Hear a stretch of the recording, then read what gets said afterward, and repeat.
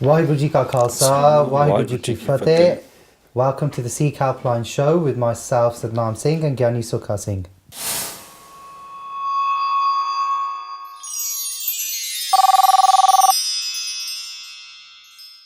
Today's show, we are doing a pre-recorded debate on domestic violence and its taboo subjects within the Asian community.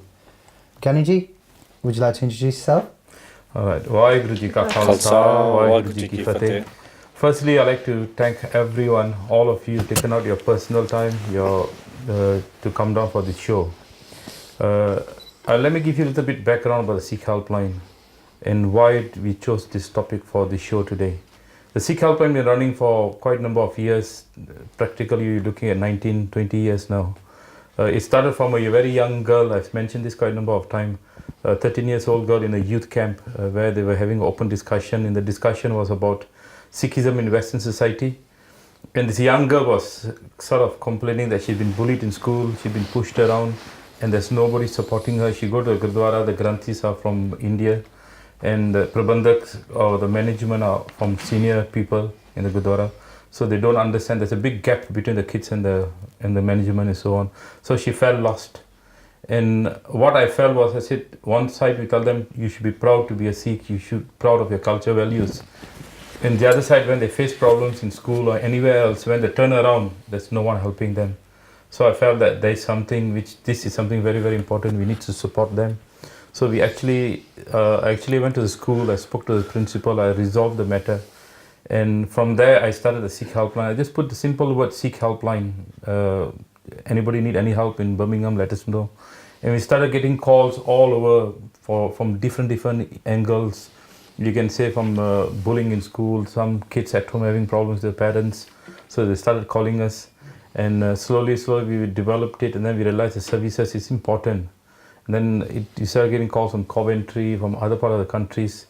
And then after about 10 years later, we realized that, okay, we need to do something about this. So we got together, a few of us, and we formed an organization. We set up a website, and we got few professionals to come and join us to help and support the helpline.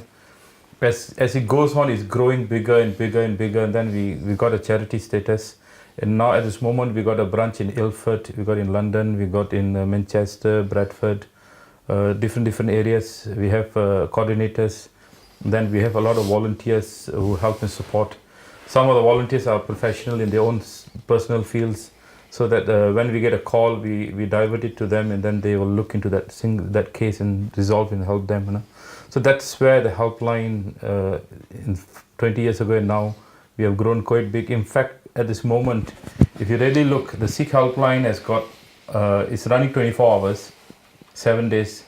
It covers nationally the whole UK, and we got one line coming in, one phone line. So you just imagine the amount of calls I think if I look through statistics, I can say maybe 40% or 45% of the calls we are missing because we don't have enough staff, or we don't have a call center that we can actually sort everything out. You know?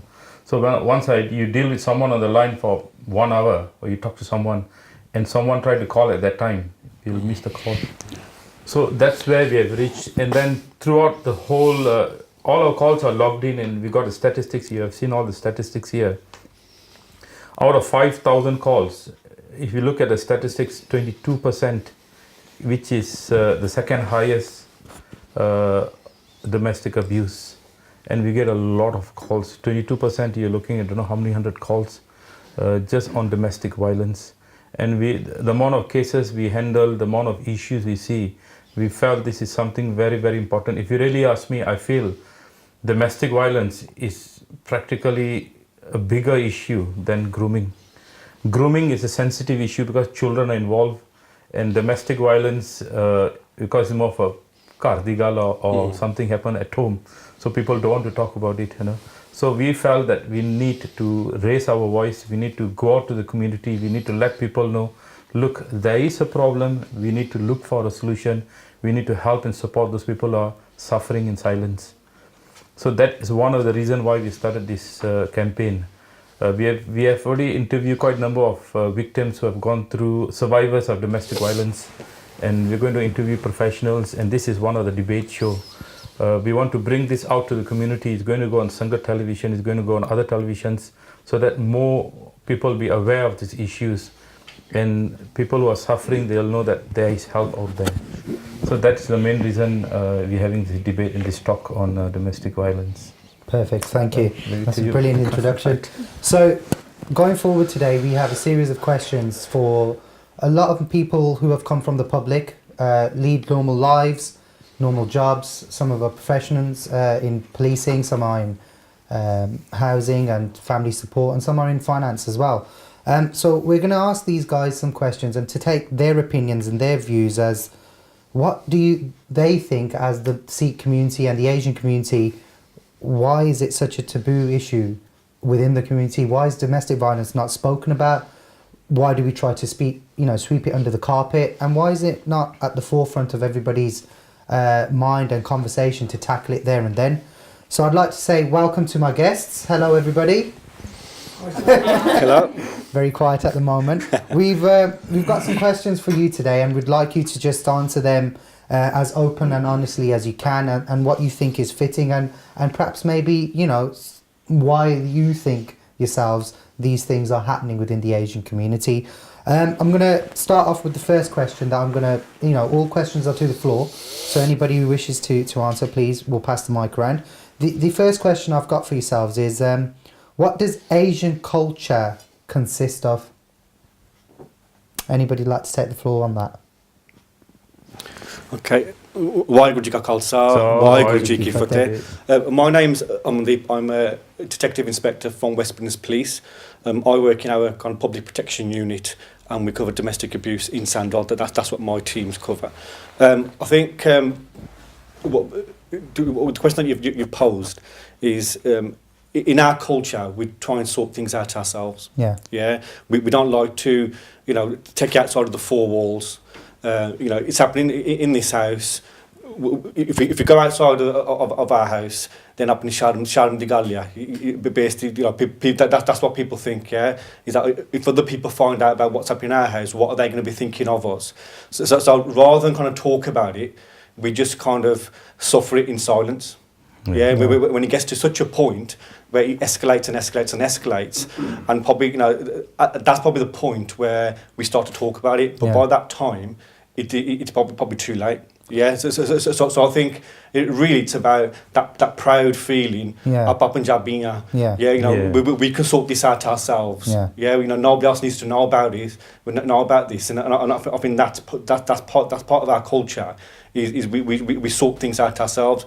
Even if we do tell somebody else in our culture, you say you go to the Godra, the feeling then will be, we will sort this out. We'll never go outside of our own community to other professionals or other agencies to kind of say, look, this is what's happening, can you help and can you support us?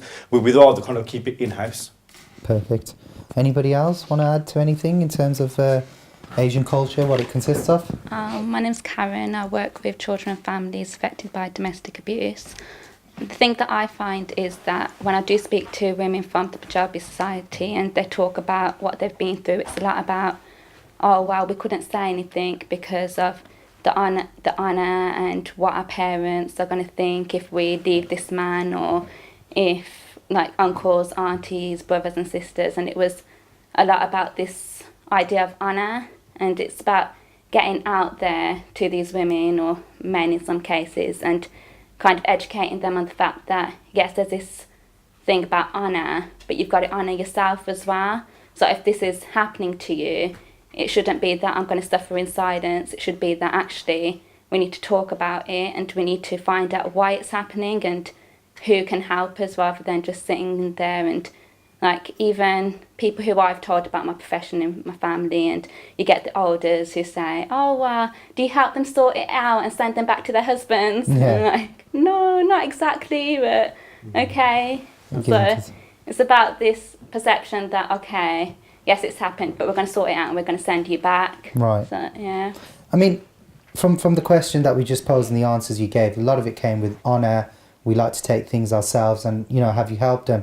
But where does this honour come from? I mean, how far do you go for your honour before things get out of hand? In terms of, like, in the Asian culture, what we're speaking about, what where is the tolerance? Where is the bar that it's acceptable to have it to this level, but when it goes to that level, okay, things need to be done. I mean, how does that get worked out? Waheguru ji ਕਾ ਖਾਲਸਾ ਵਾਹਿਗੁਰੂ ਜੀ ਕੀ ਫਤਿਹ You know, point it towards yourself. Yeah. My name's Ravi. I'm a mortgage and financial advisor. Firstly, Gandhi, I just want to say fantastic work that you're doing. Thank you. Just having the forum for Asian people to be able to go out and reach, it's a fantastic opportunity for people who are suffering from domestic violence. And not just suffering from domestic violence, I think the forum it should also be open to people that are partaking in that violence, the perpetrators as well. Yeah. Because I think there's a lot of embarrassment involved Yes. with the people that are actually perpetrating it, and they've got nobody to turn to. Yeah. Because it is a massive taboo subject. Yeah, And I'm pretty sure, you know, the people that are the perpetrators, they don't want to be doing it. They don't want to acknowledge the fact that they've got an issue and a problem. yeah, And where do they turn to? And I think within the Asian culture, there's a lot of talk about the victim. It's Yeah. always be on the victim side, but I think we've got to open it up a bit more discussion and really have a look at what's actually causing these issues, yeah, what's actually happening in the background, what the family circumstances have led to what's going on in these. You know, we're 2 generations away from India now. yeah. You know, we've moved back to we're now we're in a Western world, Western society. Yeah. You know, we've got to somehow look at and say, well, actually, we've got to start fitting in and take some of our backward ideas and ideologies and kind of leave them behind and move ahead. So that, I think it's a massive step for No, I us to think take. that is very right. Now, sometimes we have to look at the situation. I don't know, my understanding sometimes is different that if there's an issue, we have to go right to the root of the problem. Why is the issue there? Okay, is it anger management problem, or is it a person having financial issues or alcohol issues? Then he cannot say anything to anyone. He comes back and sort of have a sort of violent or abuse the wife and so on. But you're 100% right. And I was talking to a different organization. What they were doing is they were not working with the victims. They're working with people who are creating this issue, domestic issues. They are sort of getting them to understand what they're doing is wrong. As long as they understand, then they might not do it again. If they don't understand, they'll keep on doing it again. You know? Absolutely. But yeah, going back to that question I did pose, if anybody has an answer, if not, I can move on to the other one. Is with the honour, I'd like to know where is the acceptance like to point where is no return? What when do you understand that it's getting too far and that we've got to come out? Because what I'm trying to get at is if we keep it in house and it grows and grows and grows and grows and grows because we don't want next door neighbours or people in the community or your own rest of the Darjerik and their family to find out what's going on. But if the problem is growing and it gets to a point where it's really bad, it's gonna come out, and then you get the other backlash as but ਤੁਸੀਂ ਪਹਿਲਾਂ ਨਹੀਂ ਕੁਝ ਕੀਤਾ ਤੁਹਾਨੂੰ ਪਹਿਲਾਂ ਨਹੀਂ ਦੱਸਿਆ ਆ ਨਹੀਂ ਹੋਇਆ ਉੱਥੇ ਨਹੀਂ ਗਏ ਆ ਨਹੀਂ ਗਏ. But that's what I'm trying to say. Why do we let it go that far? Does anyone have an idea on that? Yeah. Waheguru Ji Ka Khalsa, Waheguru Ji Ki Waheguru Ji Ka Fateh. Khalsa. My name's Amanpreet Kaur. I also work with children and families that are victims of domestic violence.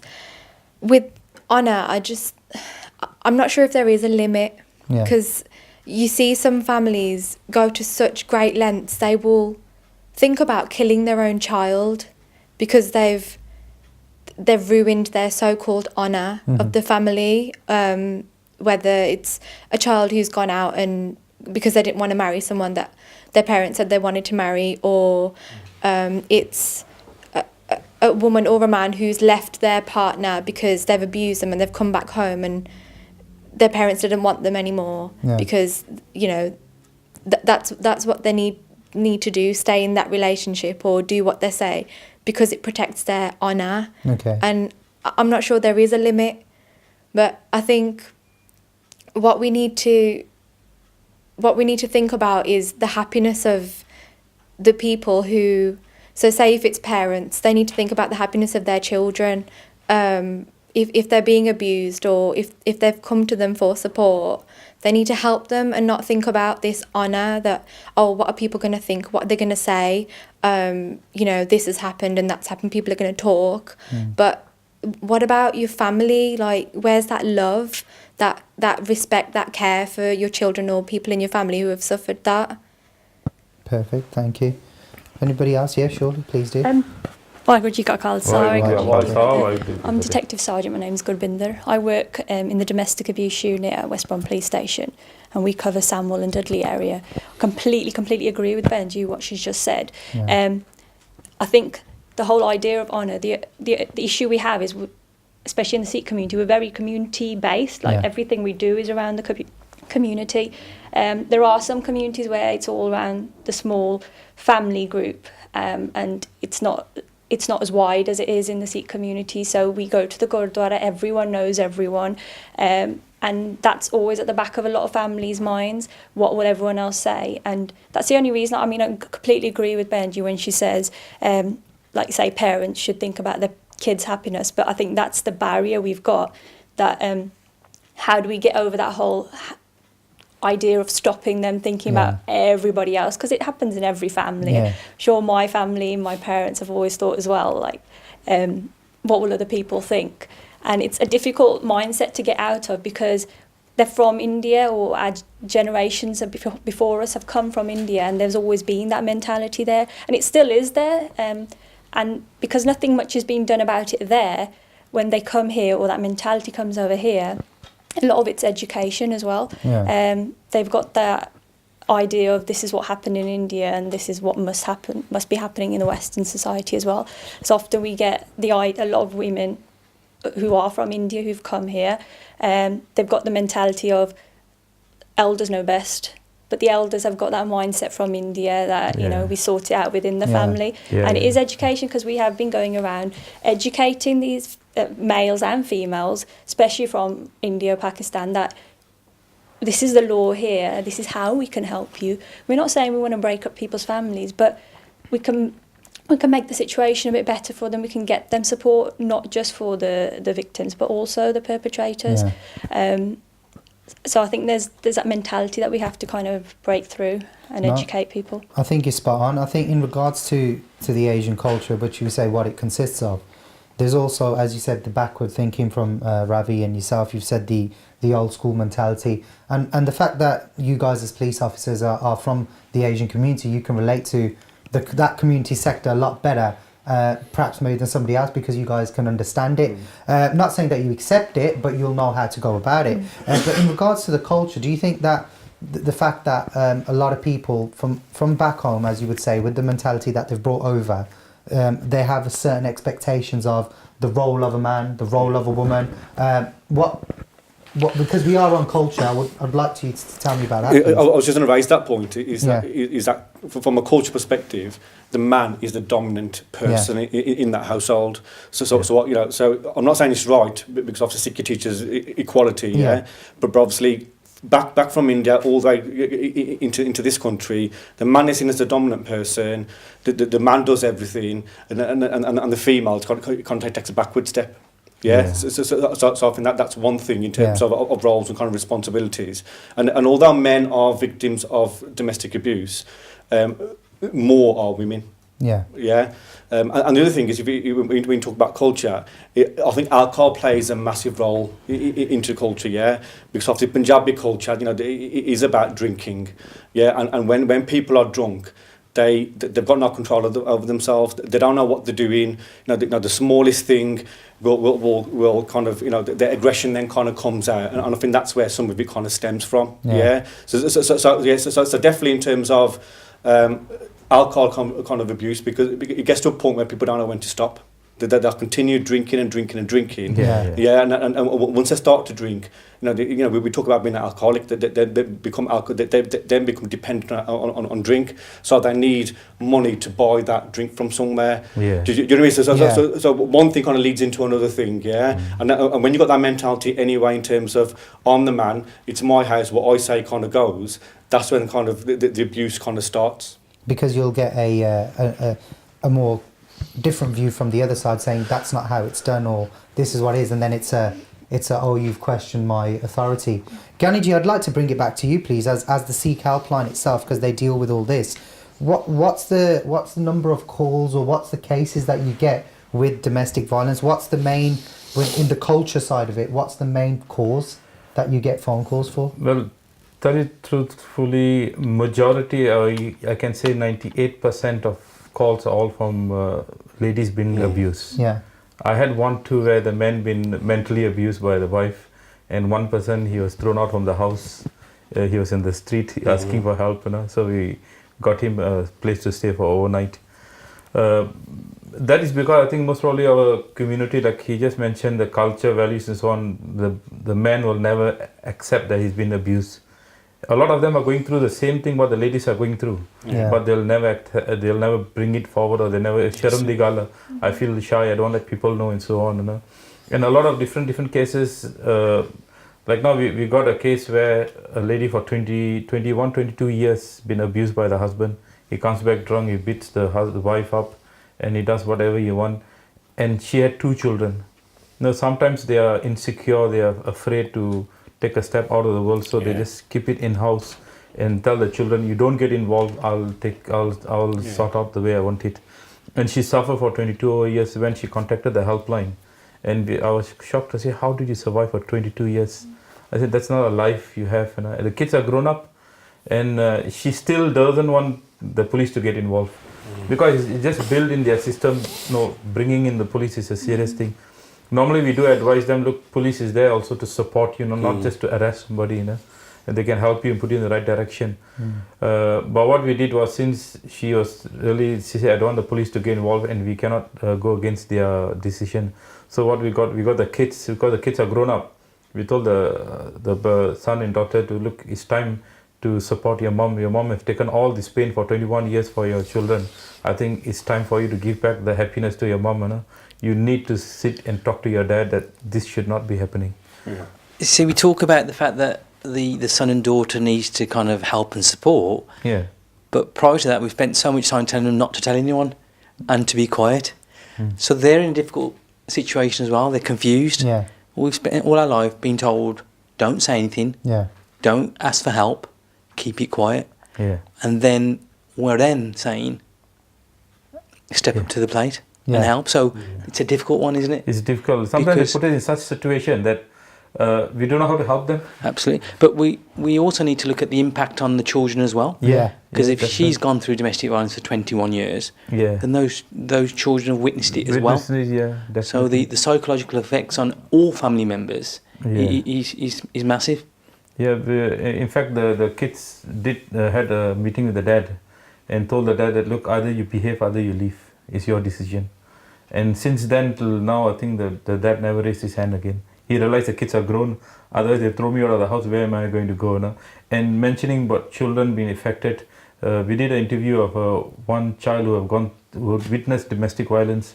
I realized after 10 years, the effect is still in the child.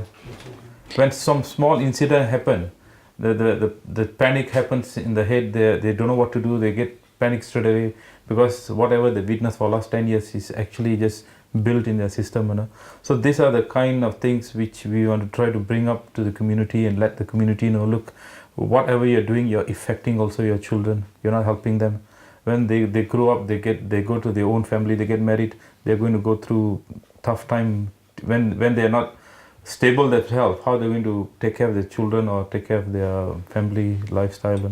See, I want to stop on the children bit there, because that is one of my questions, and I want to leave that to last. So I'm not going to leave that untold or unasked. So save the information there for me if you can, please. We're going to move on to the second question. So thank you for the first one. Domestic violence, or if you want to call it domestic abuse, to the floor again. How does it affect our daily life? How would domestic violence or abuse affect one's daily life? Anybody? While I've got the mic, yes, please. And I'll introduce myself as PC Kalsamra from the Safeguarding Department at Sandwell. Thank you for being here, Mr. Samra. Is the question as a victim or perpetrator, or both? Looking because from the outside? You're best placed with your job role. You've got to see both. So if you could please give us, because we can only somewhat, majority of what Gyaniji sees and Sikh Helpline sees is the victim. But you're in a position where you speak to the victim and the perpetrator. So if you could give us from both, that would be very good. Well, yeah, just because the police are called, we get a lot of retraction rates where people then want to withdraw their complaint. Right. and convince us that they've made a mistake Yeah. or it didn't happen, because they're in denial. Yeah. Okay. Because I agree with domestic violence, sometimes we've said it's a barrier and it's not reported, but there's neighbours, there's passers-by, that. Yeah. everybody's got a mobile phone Yeah. in their hand, and we can mention social media. Yes. And so there are ways and means to report incidents to the police, and they come to our attention, not just by direct reporting, but Yeah. through other means. And that impact on the victim is that she's more worried about, it's been mentioned before, about the male member of the family being the powerful one, the breadwinner. So finance is important. If he's arrested and convicted, I rely on him for money Yeah. to keep the house, to maintain the children. Yeah. And that's quite a big thing in our culture as well, about our self-worth, about what we've got. Yeah. You know, we're in this Western world, it's about, you know, who's got what and who's got most of. Yeah. And we fall into that trap. And so it's massive. But once they realise there is help and support, and they realise that sometimes you have to be cruel to be kind. I've spent 20 years trying to tell this man or woman not to behave in the manner that they have, but it hasn't worked.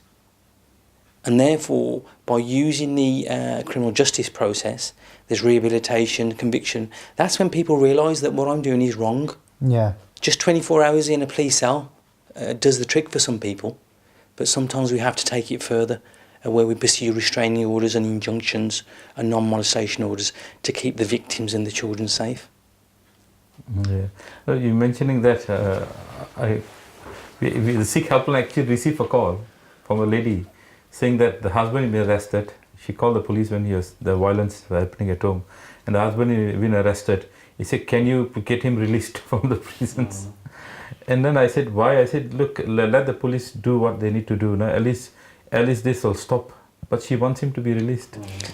I need to point out at this stage that once you go down that route of trying to retract or withdraw what you've said, Yeah. and we obviously have to share information with partner agencies like social services, children's Yeah, yeah. social services, is that if you're not safeguarding yourself and your children, Yeah. which is a duty of care under Duty of law, care of the person, yeah. then social services have to ask the questions that are you fit to take care of your children, because we've talked about the long-term impact on children and domestic violence. So when you're trying to withdraw and retract just to cover someone else, Yeah. Yeah, yeah. you end up in difficulty with agencies. Yeah. And that's where the education comes in, about safeguarding yourself and your children. And I think that's a vital point there, because the reason for someone to retract it is probably fear. It's probably fear that, oh my God, what have I done? Oh my God, when he comes back or she comes back, it might get worse. Yeah. So you're absolutely 100% right. I mean, you can't pervert the courts of justice. You can't be saying one thing and then retracting it back. But would you look at it in a sense where if I mean, obviously you do need to speak to your partner agencies and other people within, you know, who need to be made aware. But would you look at it in a way where you'd read between the lines that they said X, Y, Z, we've somewhat seen X, Y, but we haven't seen the Z, and that retraction's come back, so that could be the Z. Would you go in and look at that and think, okay, there's got to be a reason why he or she's taken that back before it goes further? Following risk assessments, Well, I'll come to you later. and family assessments by social services and Yeah. the police, yes, we have to delve in a bit more and speak to the children and to the victim to see what's going on. Yeah. And even education in the schools where the children may have spoken out and Yeah. said things, and you have to kind of get a bigger picture. We talk about pressure, but there could be peer pressure Yeah. from other family members of, not to do what you're doing. So you're talking mother-in-law, father-in-law, perhaps maybe a relative, someone like that. There's, in our culture, more people get involved Yeah. than we care to think about. And so that victim is confused because they're getting advice from all sorts and Yeah. being told, don't this or this will happen. And if Yeah. you do this, this will happen. Give him a chance. That's a common theme, isn't it? Yeah, Give him common one theme, more yeah. chance. Give him one more chance. And we know that when somebody picks up the phone and calls the police, there's usually 20 or more domestic incidents that have happened. Yeah. So we've got to get it right when we get that call. Definitely. But we've got to take positive action. You know, it's a criminal offence in this country, and we have to take positive action. Okay. And even when they retract, Yes. if we've got sufficient evidence, we will proceed and continue with a victimless prosecution. Because you have the substance. You have Absolutely. Perfect. I think Ravi wanted to touch on something, Ravi. Yeah, so it's just I'm obviously not involved with the police. I'm listening to what Baji just said from outside. If I was the victim, you know, and I'm looking at my partner who's abusing me, you know, it's a cry for help I'm looking for. Yeah. You know, and if that's the stance of the police force and the police officers, you got to ask yourself the question: do I want to take it this far where I can't retract the situation? And I think a lot of the time you need an intermediary in between. Yeah. Somebody like the Silk Helpline who aren't going to take it this far, who are going to try and sort it out in a different matter, Yeah. with a matter of sitting people down and getting other people involved and trying to talk it through. So I think it's very, very daunting and scary for a person to go down to the police level. And I think when he actually does hit him, that my husband's sitting in the police cell at the moment, what impact is this going to have on not on his life, but my life and my children's lives as well? Yeah. I think that's when you start looking at seeing all the retractions. Yeah. Because ultimately it's a big, big step to take. You know, do you want your children for the rest of their life spending an hour a week with their father because of something that you could possibly Yeah. have resolved? So it's a massive step for people to take, I think, going down the police route. And I think and I'm really happy and glad that these answers and these things are coming out, because when we go back to the first question we asked, and I said something about when does it stop, perhaps maybe if you didn't hide this topic, tackled it straight away, it maybe wouldn't have got this far. Maybe you could have got the intermediaries in and had that conversation and be better placed. And you know, the question that we're on now is how does it affect your daily life? So if that victim or the children, but we're going to keep that to the last bit, but let's go to the victim. What do you think they might be going through as a daily life? What could be going through their head as a victim? Would you put yourself in that situation? Yeah, I personally can put myself in that position because I've been in that position. Okay. So I can talk from experience. So I'm now in my 40s and I've experienced it from a very, very young age. And even being a parent, it still hasn't gone away from me. It's still there. You still feel the anxiety still inside you, always inside you. The fear is always inside you. The feeling of having a secret that nobody else knows, that you cannot share with another person, that will always stay with you. Yeah. And then having a look at your parents and your mother in particular, knowing that there's nobody there to help her, it fills you with a lot of guilt, especially as a male myself. Yeah. Not being able to help a female out and not having the courage to do it. It's very scary. It's a very, very scary situation to put yourself back into. But times change and you move on and things get better. But it's very difficult. But it never leaves you, and I think the perpetrator will never acknowledge it because they've never understood it in the first place. They never understood they were doing something wrong.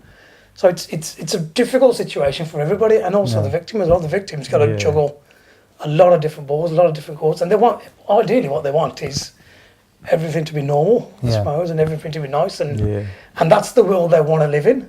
Yeah. And I think going down the route of, well, actually, I'm going to make a change. And I think for myself, the big disappointment for me in Asian culture was going out and talking to people and the trillion that used to happen after. Yeah. Now, if you're going to help somebody, you be an aid for that person and you do something constructive and positive. Yeah. Now, what you don't do then is go and talk to people about people behind people. You're doing just as much damage as the person that's very doing it in the first place. And that's one of the reasons why people don't open up in our culture. And It's like a village mentality. Yeah. Well, en lage badaan side dependent on grunn of Yeah. Yeah. And I think en lage badaan side best you on a you're absolutely right. You've got to help. Take yourself out of that person's shoe and say, look, actually, what can I do constructive and positive to help this person? And I think that On is shoulder to cry on. And I think that's something massive that you've just said there. And I'm gonna the reason why I started off with the first question, culture, because it is a big part, right? And how the Asian community operate. It's that not that they don't want to talk to somebody. It's about what you've just said there. If I talk to somebody, are they going to be the ear? to listen, or are they going to be the ear to listen and then go and pass that Yeah. information on, and then make it like a like a fun fair, like oh look at them, it's something happening there that don't happen at us, and it gives us to perhaps maybe make ourselves feel better and seeing that they look at them, this and this. But you said you suffered from this yourself, and you've seen it firsthand. Did you have anything like Seek Helpline or an agency back then that you could have turned to or not? Absolutely not. And one of the reasons I came on the show, because for me, it was like therapy. Yeah. It's kind of admitting to it and getting over it, kind of thing. Yeah. And I mean, Facing it. yes, my job's to, I do a lot of telephone conversations. Yeah. And for years and years, I was petrified of talking on the phone. Yeah. And I went to see a sports psychologist, and straight away I identified what it was, because my fears were deep rooted back into the time when we was experiencing all this stuff. And when I realised what was happening, it was like a switch in my head. It just switched off. I just thought, actually, that time's gone. It's not going to affect me no more. Yeah. It's not going to hurt me no more. It's gone. It's finished. I can move on with the rest of my life. And then you see the perpetrator differently as well, because they're victims as well. You know, they genuinely, I genuinely believe, and I've seen it not just in our family, in a lot of families. A lot of, probably at school, 40-50% of the kids I was with were going through the same kind of situation, but just no one ever talked about it. But because you could see the signs, you could see what was happening, you could see it. But no, you never had nobody there to talk to. You had your school friends you couldn't talk to. School teachers were all predominantly white, so you didn't have the opportunity to speak to those people. So you need Asian people, I think, within the community that you can talk to, and it takes a lot of time for that trust to build up. Yeah. For someone to be able to come out and talk to you and say, look, actually, I've got these issues, I've got these problems. Who do I come out and talk to? And then when you do get that conversation, you've got to follow it up and be that support that person needs. And it could be a young child, it could be No, it's very a true. male or a female, it could be anybody. I think it's got. I'm PC Pal Singh, and I cover the Smethwick area of Sandwell. And just going back on what Ravi was saying then, it's got to be like back in the day, you didn't have these agencies, did you? All these organisations that helped. Whereas now, it's got to be like a confidential one. Whereas where people are saying, like in what we're talking about now, where people want to, like, Asian culture, you want to make sure that your family is like the one there. There's no gossiping, there's no problems within that family. You're putting yourself on that pedestal. Yeah. But whenever there's like any domestic abuse, you want to keep it quiet because you don't want your neighbour to know. The same as if family members find out and they come over, well, they're going to sort of like pass that on to other people, a bit like gossiping. So then when there are problems again in the future, you're not going to let people know, because that like plan of these people know and these people know, and there's nothing confidential. So like the Seek Helpline, for example, it's good where someone can speak to somebody confidentially, where it doesn't go anywhere else. Perfect. Thank you for that, and thank you for answering that question. I'm going to move over to our third question, and again to the floor. Anybody who feels fit or would like to say something. What do you think of domestic violence or abuse, and how does it play in the Asian community? How does it play? What's its part in the Asian community with the culture and the violence? If you mix the two together, why do you think it happens for us? I think it was touched on earlier. One of the big aspects of domestic violence comes down with alcohol use. Yeah. And it starts like the party lifestyle, in Punjab lifestyle. Yeah. Not necessarily in the Sikhi lifestyle, it's in the Punjab lifestyle.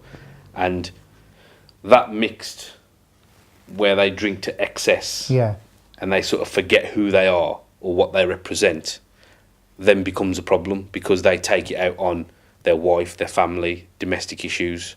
And I think that is something that needs to be addressed within the Sikh and the Punjabi community, the drinking of the alcohol.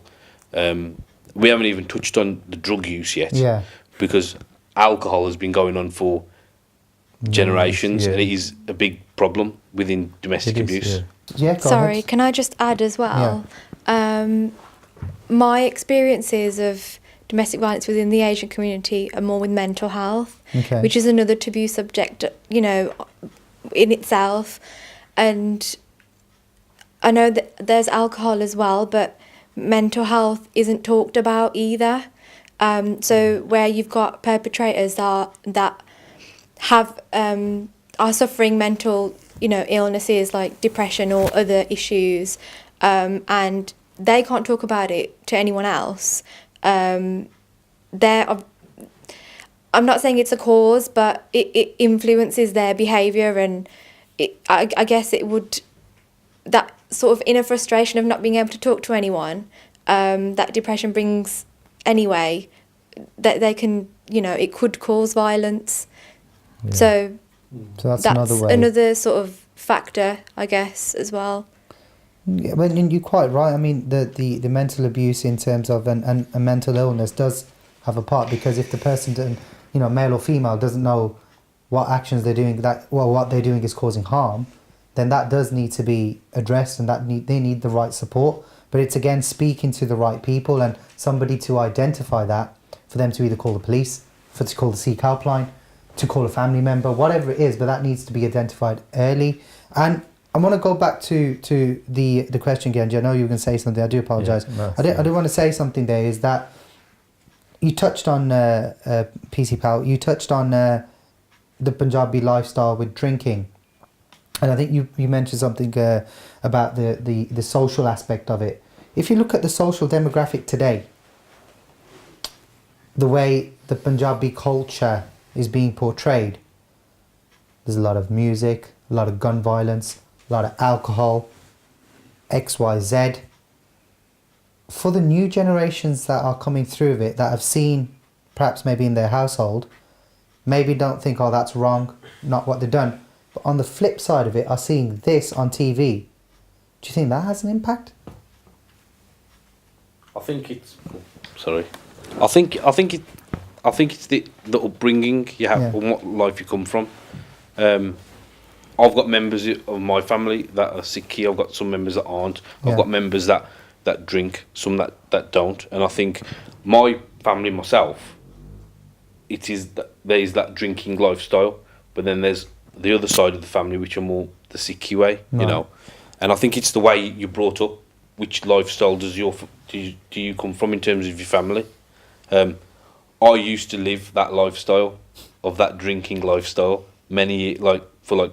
I'm 38 now, so for like 20 years I was living it, and then for the last 6 years now, I don't live that lifestyle, so to speak. Yeah.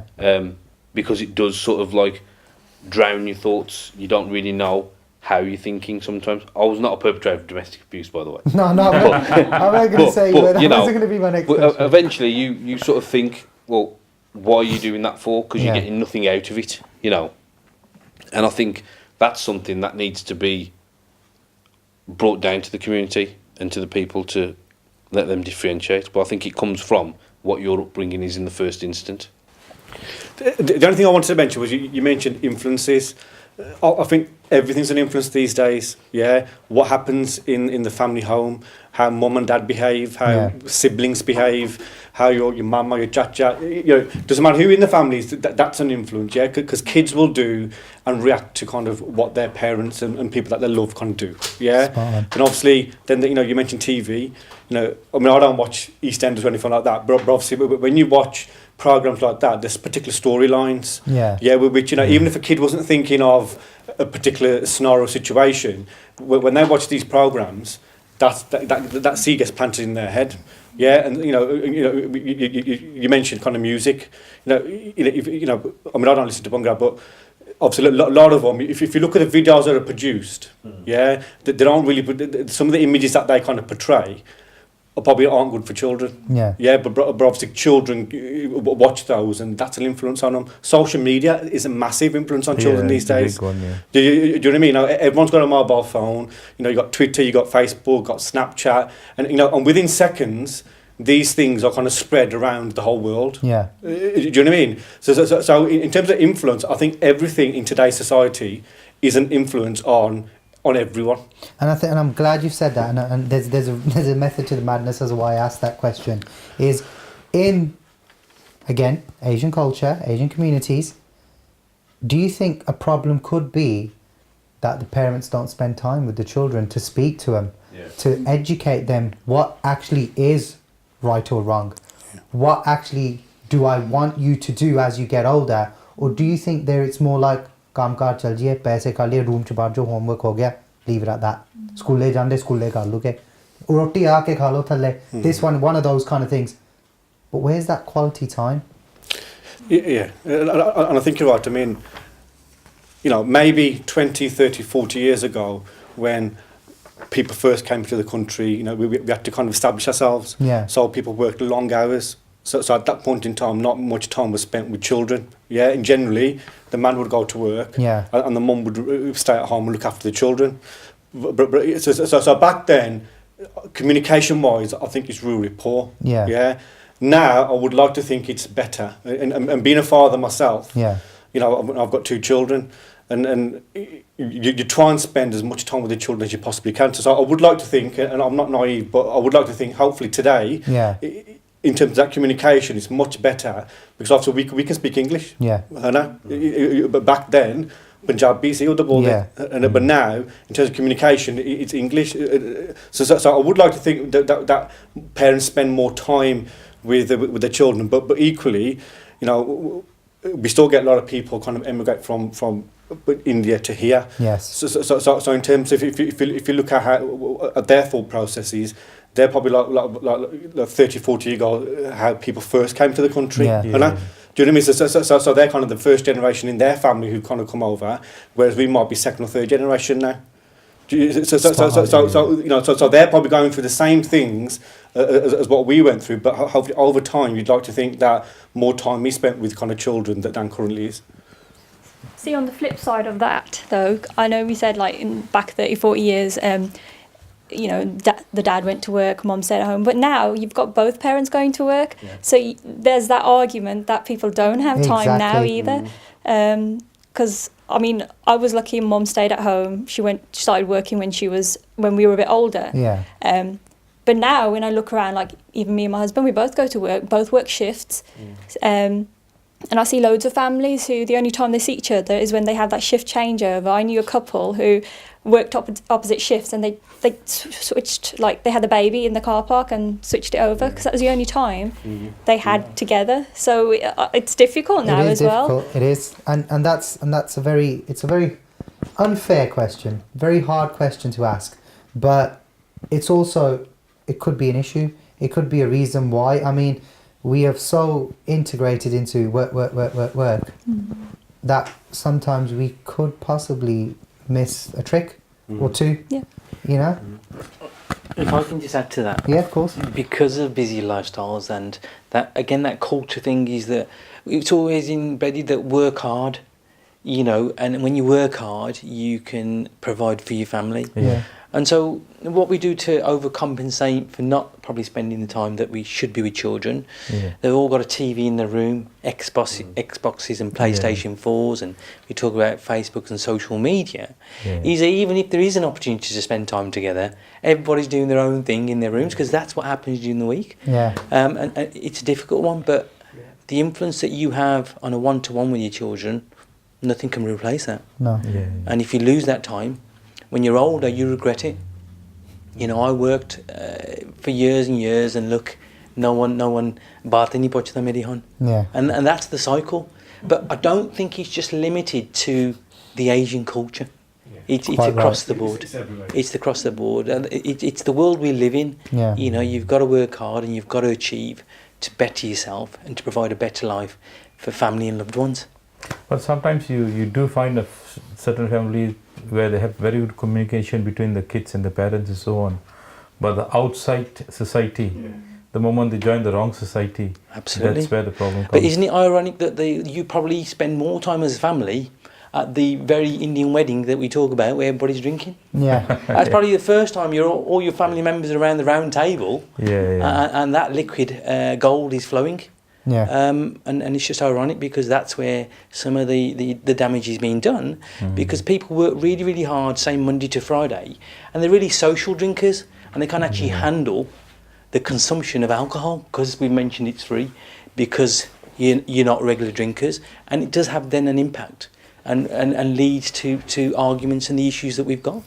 Coming back to this whole thing you're talking about children and parents, I'm just going to give you an example of one Sikh helpline case we have handled before. The mom gave a call. The daughter had been harming herself, cutting herself, and so on. She said, "I don't understand why." He said, "Can you get someone to talk to her and find out why she's doing it?" And we got one of the volunteers, lady volunteers, went in, spoke to her, spent a lot of time with her. Slowly, she explained that she'd been abused by people outside in school, and as she investigate further, and go look at home, what's happening at home, and what she found out, the whole story is the dad comes back in the evening, he'll have a sharabdi bottle there, and he'll put his food there. He said, "Now, do whatever you want." And the mom will cook the food beforehand. He said, "The food are there, make it hot." And she'll be in her room, sing all the ZTV dramas till 12, 1 o'clock in the morning. And there's no communication at all. And that child wanted love, wanted attention from the parents. When they don't have that at home, they started looking it from outside. Yeah. And outside people will not give the same love you get from home. That's why they abuse the child. And she's not happy being abused. She's not happy, she's not getting any help at home. So she started crying for help. Then we have to sit down and explain to the parents and say, you need to change your lifestyle if you want your child back. Otherwise, she's going to go completely out of track. Can I just add to that? Of course. I've got a 14-year-old daughter. Yeah. And one of my missions is to make sure when she grows up, she's completely independent. Yeah. And she's a strong woman. Yeah. And I firmly believe, for her to be the person she wants to be, that's what she's got to be. Yeah. And I think talking about, domestic violence, especially around women, I think one of the things our culture has done is taught women about, your role in society is to bring up children. Yeah. And it's to cook for the man and to provide for the man.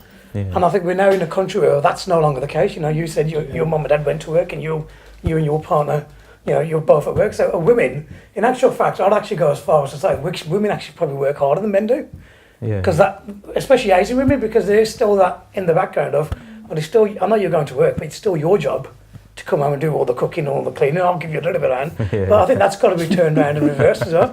But for a woman to be strong, I think we've got to bring our daughters up to have faith in themselves and to be strong women. Yeah, it's very and I think true. that's one way I think we can start tackling domestic violence, because if they're strong in the first place, they're not going to put up with it. Yeah. And I think if the person who's looking at perpetrating, doing the violence, he's going to see a strong person in front of him, they're going to think twice straight away. I think, well, actually, you know what, I'm not going to get away with this. So I better not do this I way in think the first place. The awareness is very important. Absolutely, yeah. I was talking to one of the victims who have gone through domestic violence. She's giving her example. She said when she met the guy, first time they spoke before marriage. So they start trying to understand each other.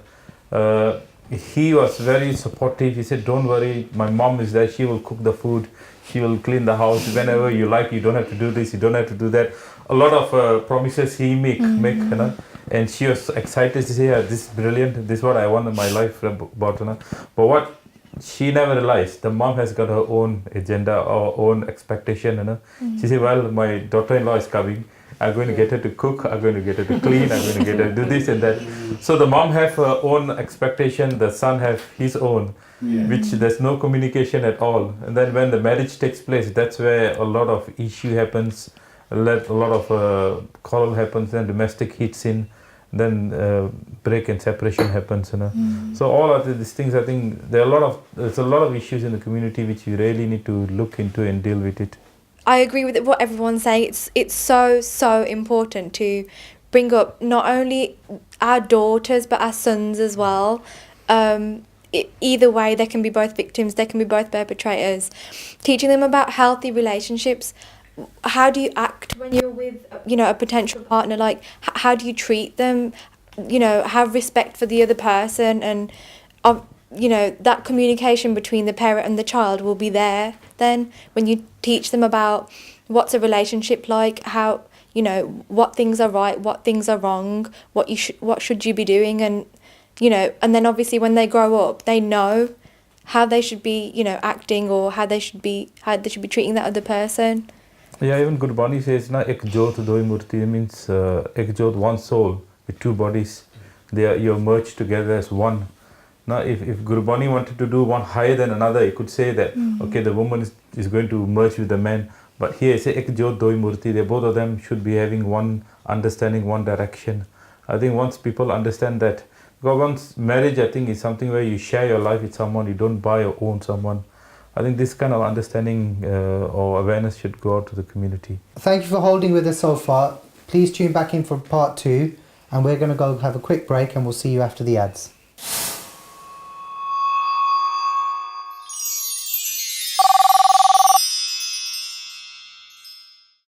Hello and welcome back to the Sikh Helpline debate show on domestic violence with myself, Satnam Singh, and Gyani Sukha Singh Ji.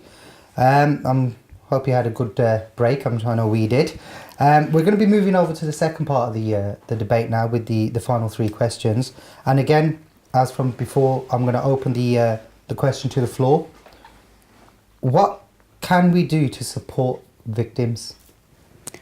So we can obviously open up the question, asking the questions, and like debate shows like this where we actually acknowledge that there is a problem, and then getting them the right support, whether that's through Sikh Helpline, and I'm not sure if you have partnerships with support systems that can help the victim, and also working with the perpetrator, maybe perpetrator programs and anger management and stuff like that. But I think when we do these perpetrator programs, it's important that we don't see them as a way to, okay, you do this program, then he's going to be better, so you can go back to him. There has to be that chance of, if that relationship is so toxic, that yes, that perpetrator program will maybe help that person understand what they're doing wrong, and maybe in future relationships won't go about it the same way. Sorry, are you talking about a perpetrator now? The question was for the victim itself. What support do we want to give the victim? Because you are quite right. The next question will be about perpetrators.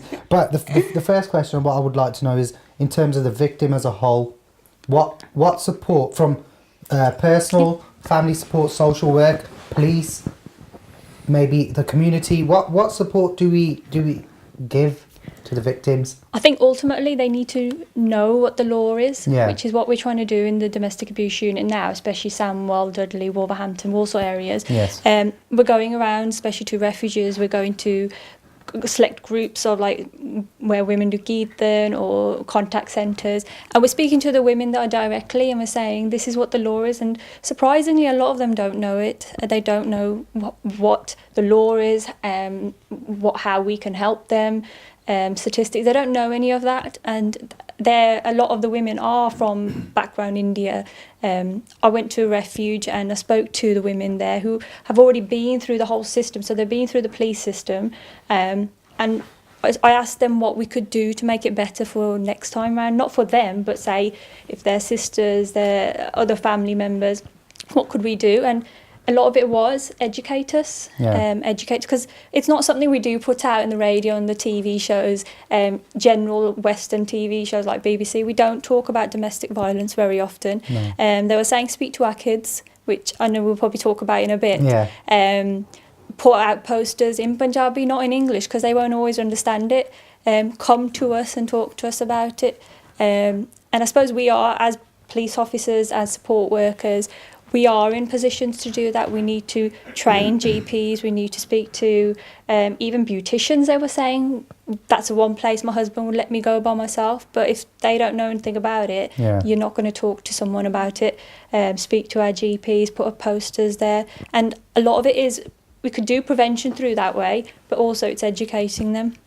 And I mean, and I'm glad you said that, and I can understand that as the police force itself and members of the police force, you're going into different places in terms of like religious places, businesses, maybe any kind of like social support group working, like the Sikh Helpline, you're working very closely with them. And I think Gyanniji's touched on something within the Sikh Helpline and across the platform where you are right, the people that don't know about this are often the uneducated ones, and the Guru Cars is where Gyanniji is fundamentally like a forefront. That's his niche, if you would want to say, and that's where all the community will come to. It's not just a Gurdwara, it's every Gurdwara that's affiliated to the Sikh Helpline. Gyaniji's putting his posters in there. His stalls are being done. I know you guys have come along to the Gurdwara as well and given interviews. Please, if anything. Yeah, I mean, all I was going to say was that certainly from a Westminster Police point of view, we take domestic abuse very, very seriously. Yeah. You know, we've got dedicated units set up across West Midlands who kind of just deal with domestic abuse. And alongside that, so you've got an investigation arm, and you've also got safeguarding, and you know, and Cal works on a safeguarding team. So we work with partner agencies. Yeah. So every time we get a domestic abuse reported to us, depending on what grade or what risk assessment that comes out as, Cal and you know, officers that work in safeguarding like Cal does will work with partner agencies to kind of get the support that victim and the children kind of need to kind of, you know, educate them. Yes, so that's one thing. Yeah, through kind of Westminster Police Sikh Association, we're part of Safer Sikhs. We're trying to go out to Gurudwaras. You know, Gobinda's been to a couple, and we're trying to go to other kind of professionals and kind of raise the awareness, because I think that's the bit that we need to do now. Yeah. You know, like you mentioned, Gurudwaras, our Gurudwaras need to talk about domestic violence. Yeah, because obviously it is a taboo subject, and people don't like talking about it. Yeah, but if we're not going to educate, if we're not going to talk about it in our own house, it's our responsibility to kind of talk about it and tell people what support and help that is out there. You know, the Sikh Helpline. Yeah, everybody knows Sikh Helpline's out there. So what we need is just to raise the awareness as much as possible, so people have the confidence at some point that they know I can pick up the phone and speak to somebody who will help me. Yeah. Yeah, and it is that awareness part. You know, Gobinda's mentioned kind of beauticians. We were thinking about where do kind of women go.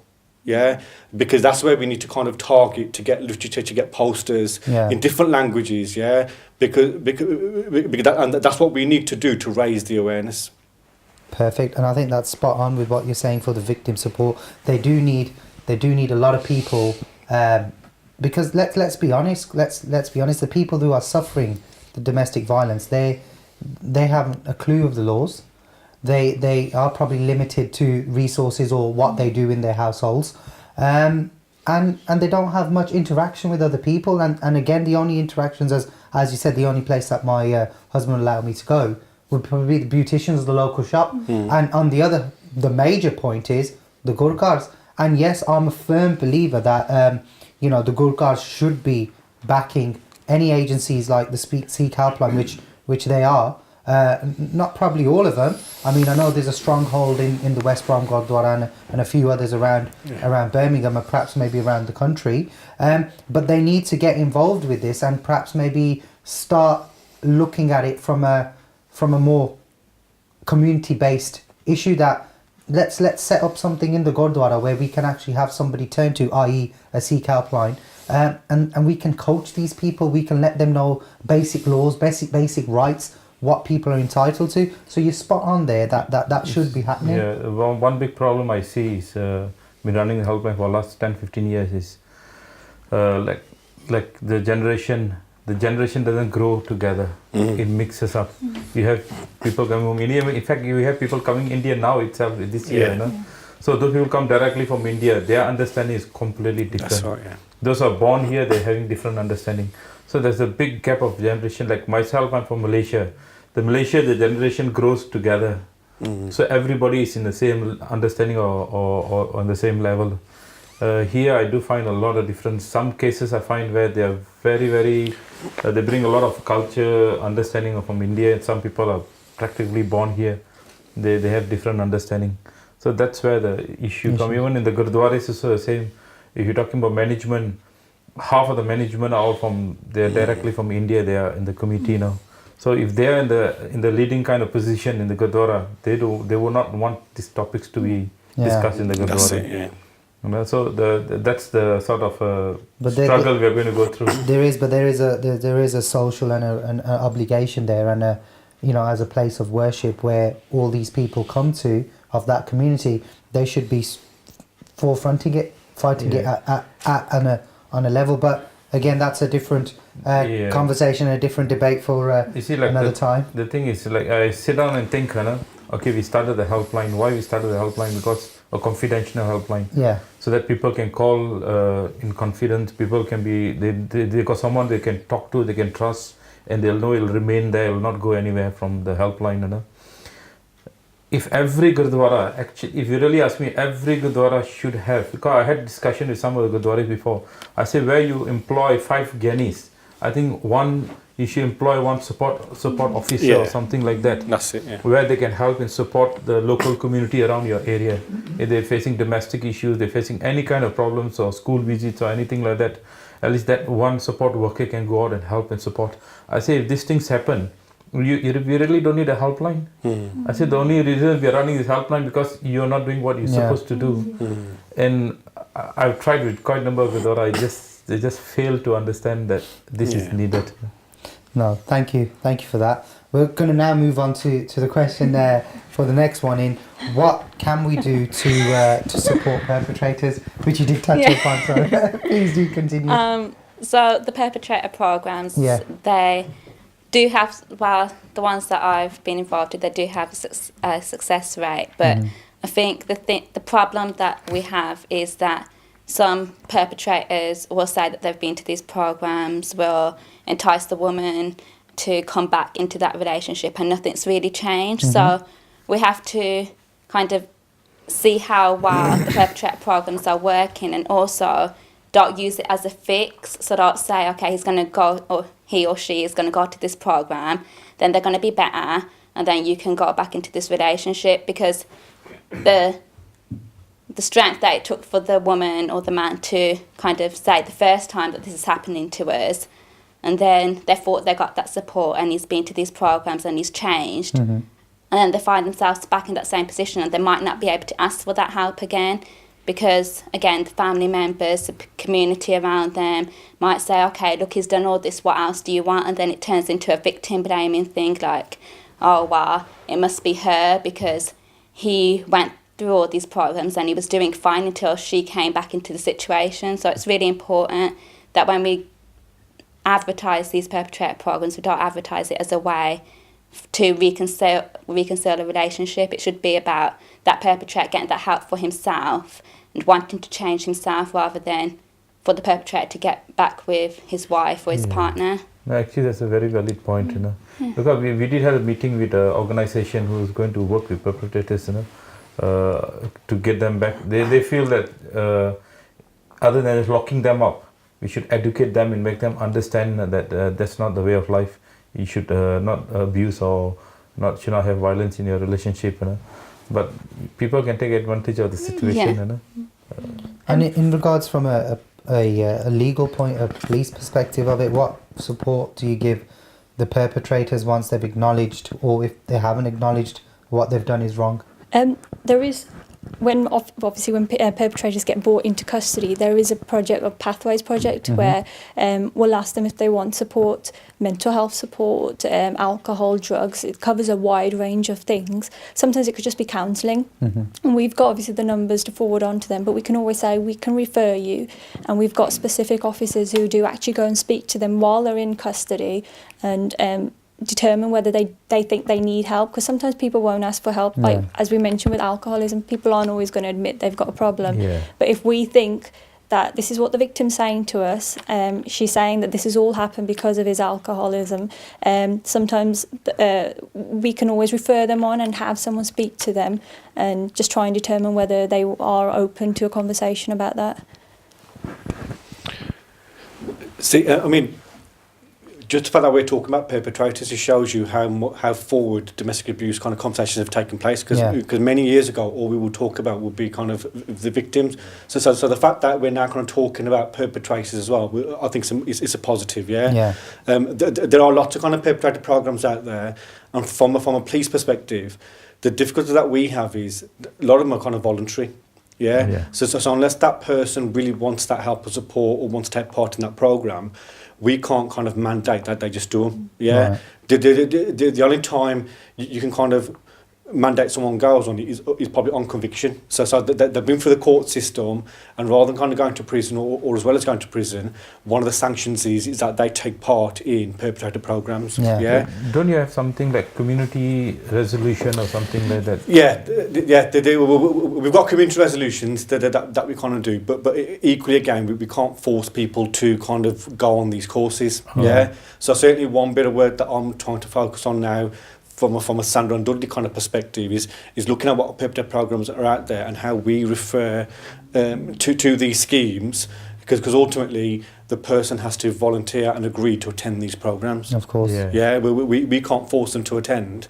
So that's a bit of work that we're going to kind of focus on moving forward now, is who are the right people to kind of send and refer to these programs, and then kind of track them to kind of see whether we have any further episodes of domestic abuse or not. Yeah, so there are kind of things that are happening, you know, across West Midlands, but a lot of it is on a volunteer basis, so that, you know, that the perpetrator wants that help and support to kind of change the way they behave. Okay, can I ask this question? If just say the victim complains to the police that, okay, there's a violence took place at home and so on, and he get arrested, and do you need to take him through the charge them or so on? Do you need to take them through the process, or can you give them an option? Either I'll charge you, or you go through this Not yet. I mean, it can be dealt with in a different way. So they don't always have to be arrested and charged. Yeah. Yeah.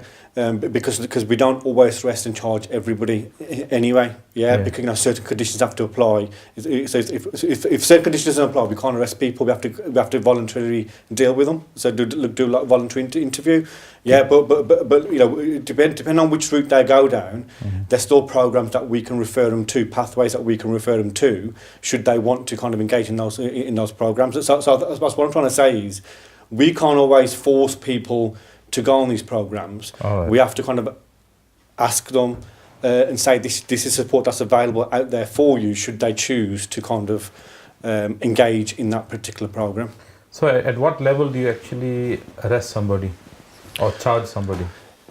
Well, arrest and charge are two different things. Yeah. So with arrest, it depends on the severity of the offence. Depends on the risk to the victim. Yeah. You know, it depends whether they live together. So arresting people, there's lots of factors which will depend on whether we arrest someone or not. In terms of charging, that's based on the evidence. So we will do an investigation, then we will have to see in that investigation how we got sufficient evidence to take this case to CPS for them to consider whether they're going to charge this person or not. So arrest and charge are two different things. Arrest comes first. And then after arrest, we will do our investigation, interview the person, and then we will decide, have we got sufficient evidence to charge this person. You know, once you charge the person, that's where I'm coming about this. You know, once you charge a person, that means, okay, he practically he had broken the law. You charged him.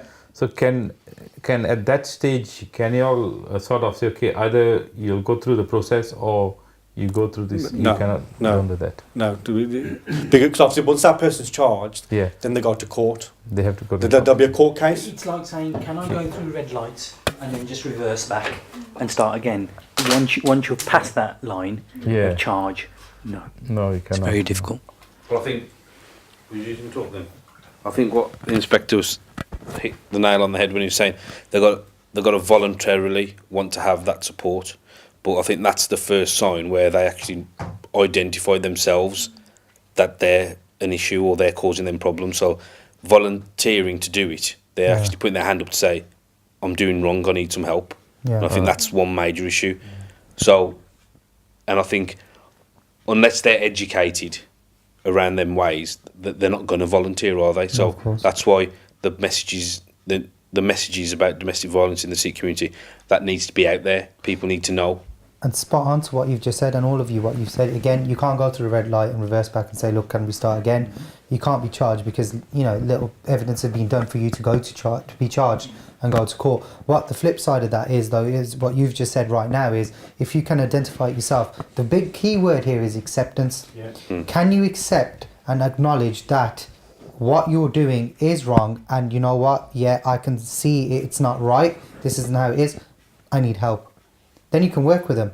Then you can put into the interventions and say, right, X, Y, Z, this is what's happened. What can we do? Yeah, am I right with you there? Yep. Yeah, and then, but then again, you will sit with that person, be it male or female, and put them through that support because they've come to yourself. But equally, they can come to the Seek helpline. Yeah. They can look at that and say, do you know what? They can see this program today. They can see some other programs before, and they can see, you know, I actually can relate to this.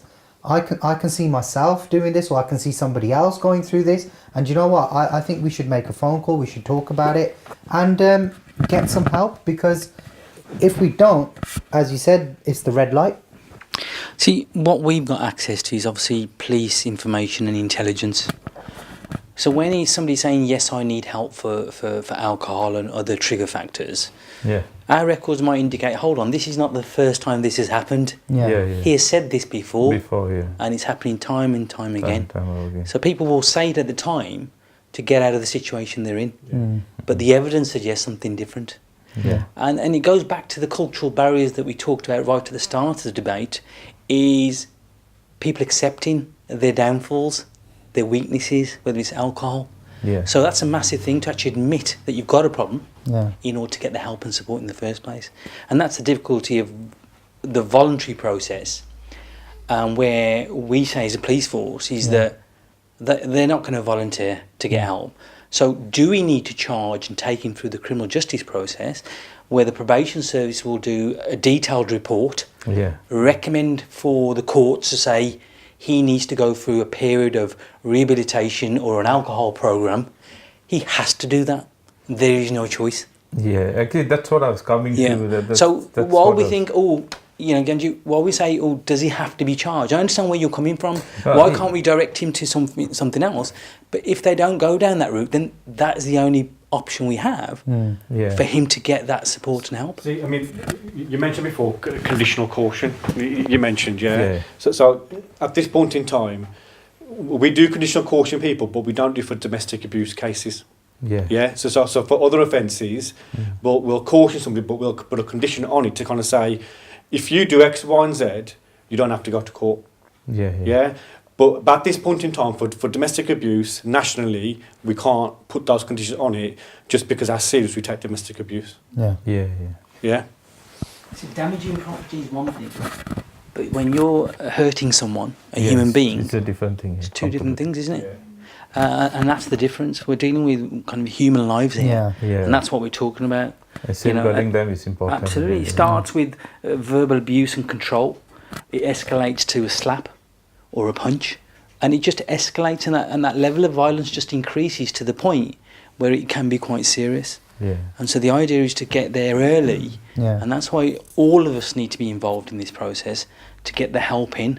Yeah. But our evidence, when people say, well, why is he being charged? Why didn't he get the help?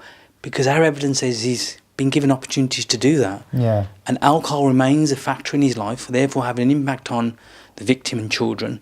And we've got to take him down the court route, because only then will he wake up and listen and have to do the programs. Yeah. And that's why I use the word, you've got to be cruel to be kind sometimes. Yeah. And I use Yeah. those very words with victims when I talk to them. But they don't see the end line. They just Yeah. see the The problems that cruel they're facing now. conflict, yeah. So it's a process. No, thank you.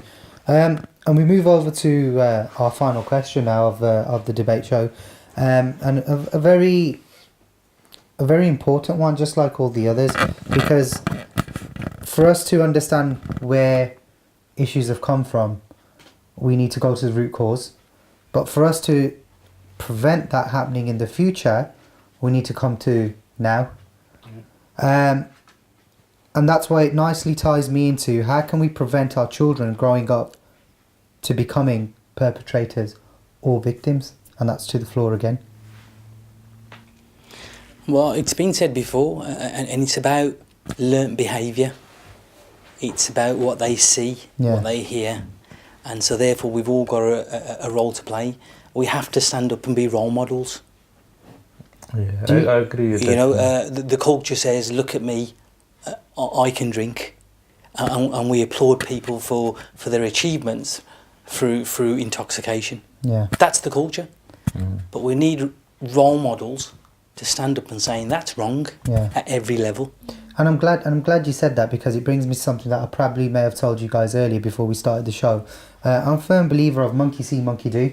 If your child is the person you're going to coach, you're going to train to bring up into this life, then what you will send, and it wasn't me who came up with this or thought of this, it was somebody else who's a police officer as well. He said, I'm a Gursikh, so we don't drink, we don't eat meat, we follow the laws of the Sikhi and the laws of the land, and we try to be good people. So when my son goes and plays, he'll portray those views. However, on the flip side of it, he's got a sibling who's not a practicing Sikh, a lot of drinking, a lot of partying, and when his child comes, they meet together and play in the garden, and the Sikh practicing Sikh child say, let's play,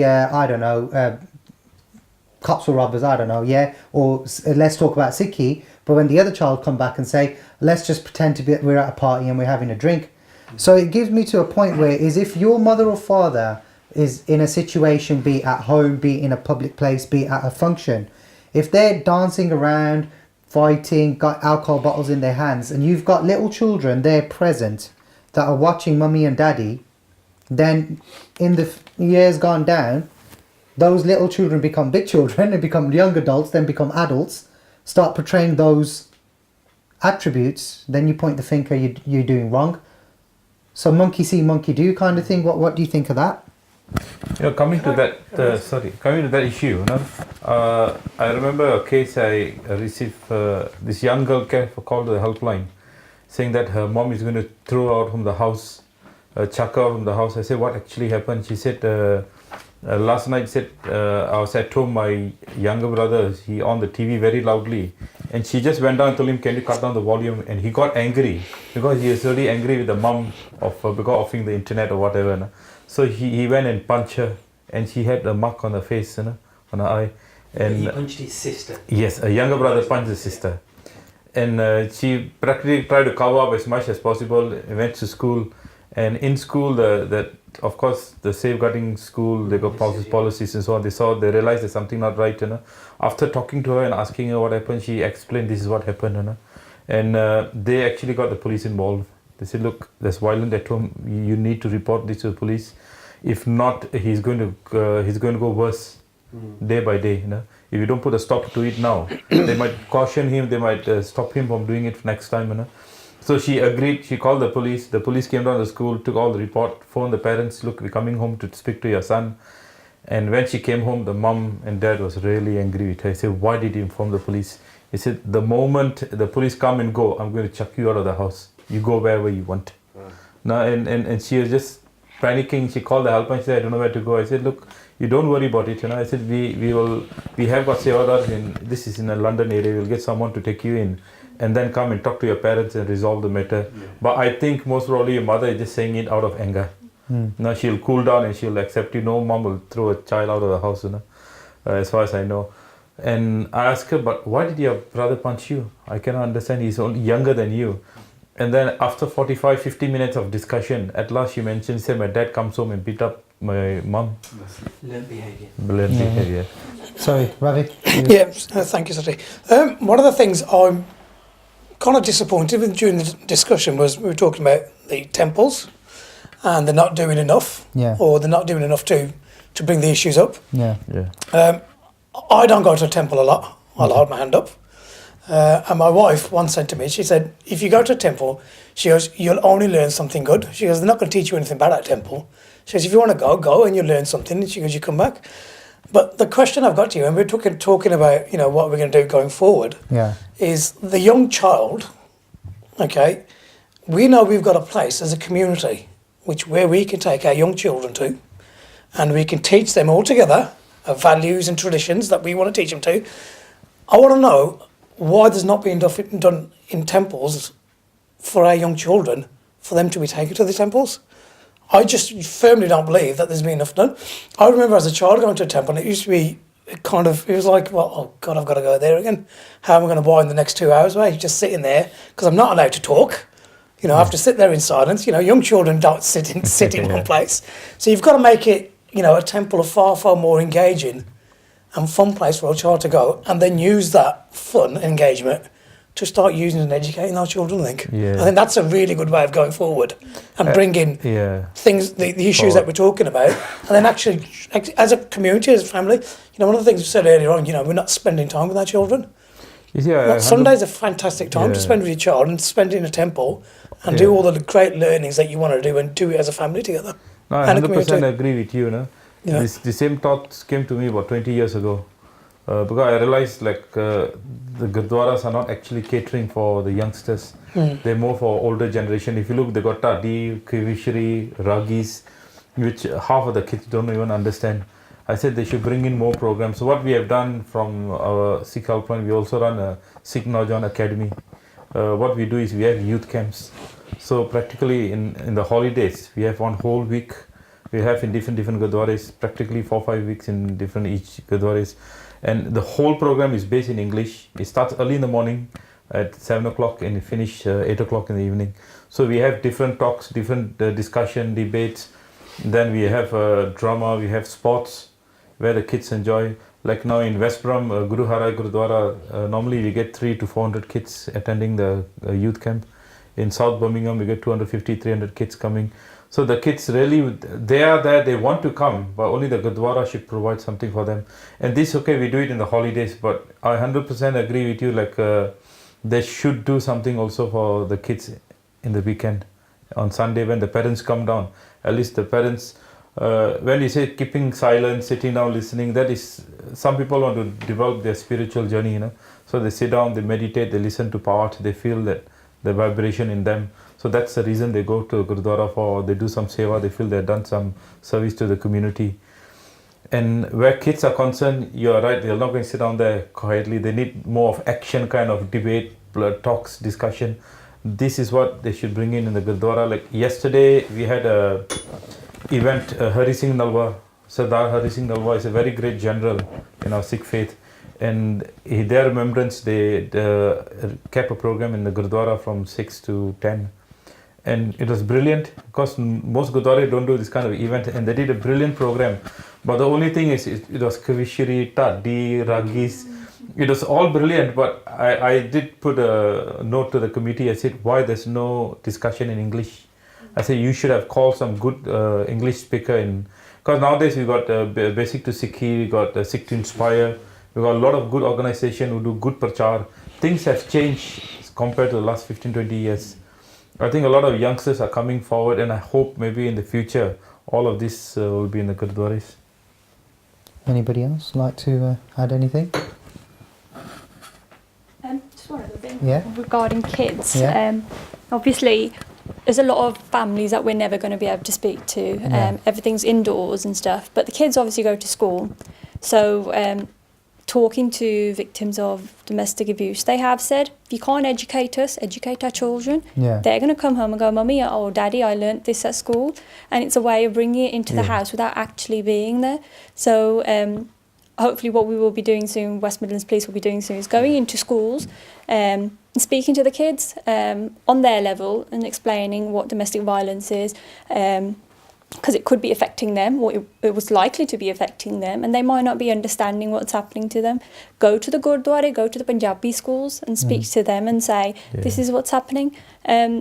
So I think educating the kids, not just about what's happening in their family, but then they'll think, well, actually, no, this isn't right, what's happening at home, and hopefully that will affect their future and in a good way, both as perpetrators or possible victims.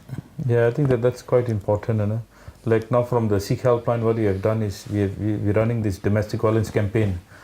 We have actually interviewed about 5-6 victims, survivors who have gone through domestic issues.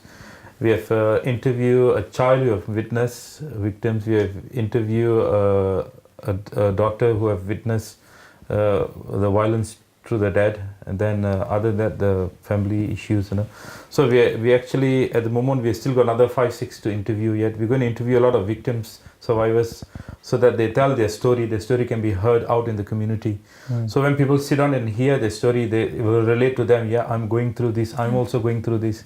And the next stage to this is we're also going to interview all the professionals who deal with domestic violence from the West Midlands Police, from the doctor side of it, from medical side of it, from psychological side of it, all different areas, and we'll combine the whole thing as one big package, and then we'll release out in the community so that those who are going through, the stories will relate to them, and when the professionals will go through this case study, they'll realize, oh, I can do this, I can do that, and I can, like now this show is practically the same thing, and I hope the show goes out on Sangat TV and maybe on YouTube, so people will understand, okay, this is what's happening in the community and what we really need to do. And I mean, to add to that, in supports to the child itself for being the forefront, some of the people that we've interviewed, the children have said, again, it's taboo topics. It wasn't just physical violence in terms of beating, it went to sexual. Yeah.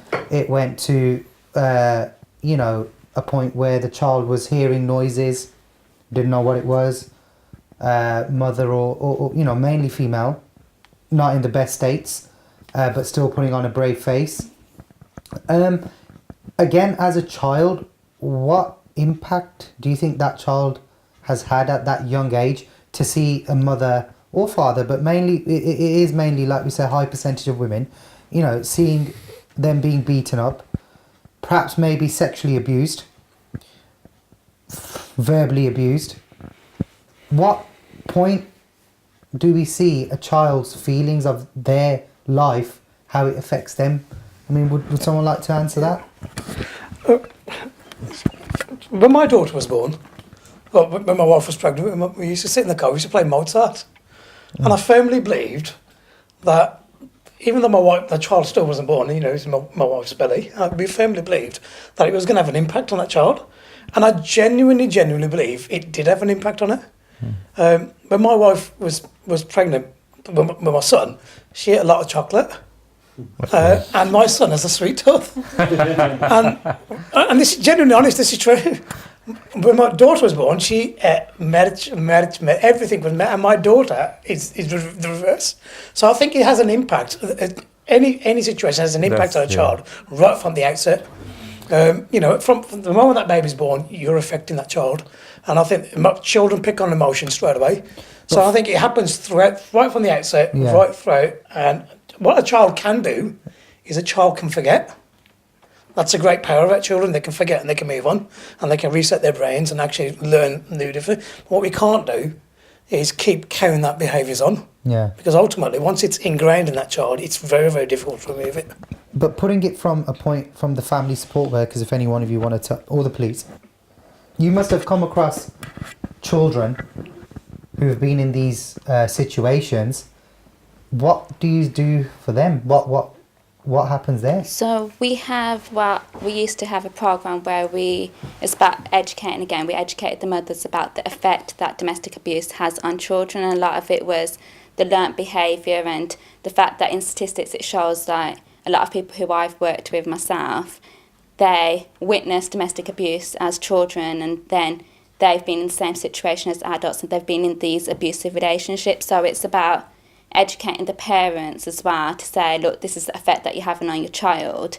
And then it kind of gives them that moment to say, okay, step back, is this what we want to do? Is this what we want to give our child? Because a lot of the times, they say, oh, the child didn't witness anything, but it's important that the children pick up on atmospheres as well. They might not see anything, but they can see, oh, mummy's really upset today, or things like that, and you get the child saying, oh, well, I'm not feeling well, I'm not going to school today, and it's actually about the fact that they don't want to leave mum at home with dad, so they're trying to protect they're trying to protect their mum. So in a lot of these cases, the social services will get involved as well, because it is classed as neglect and emotional abuse if you're letting your child witness that. So it's about getting the right services involved as well, helping the mum or the dad see that this is the impact on the child, and that will help moving forward. The child will learn that these are wrong behaviours, and then they can move forward with their life.